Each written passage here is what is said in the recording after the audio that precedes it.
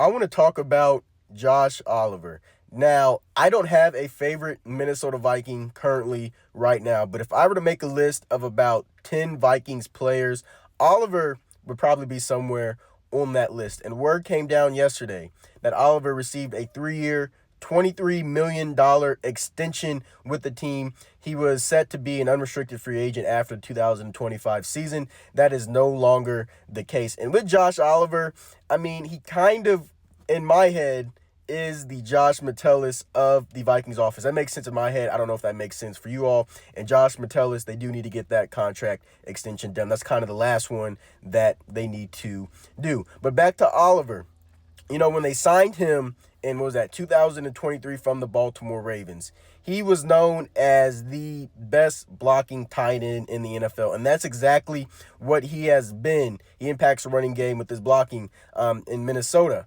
But there has been glimpses over the past couple seasons as well, with him being a reliable pass catcher as well. He was a wide receiver at San Jose State before switching to tight end. I believe he was a third-round pick. But what was interesting last year is that statistically, looking at the raw statistics, I believe his best games were when TJ Hawkinson came back. I mean, that Colts game and then that Jaguars game. And that Jaguars game, the Vikings tight ends, they played their butts off. But I don't think this extension really has much to do with if there was any concern about TJ Hawkinson. I still think TJ Hawkinson is great. I mean, go look at that Chicago game at Soldier Field. But I really think, one, it has to do with the fact that Kevin O'Connell loves his tight ends. I mean, even with Hawkinson and Oliver, you saw how much he loved Johnny Munt, and Munt's gone, and they just drafted a tight end, Gavin Bartholomew, out of Pittsburgh, I believe, and they brought in a couple UDFAs as well, I think from North Carolina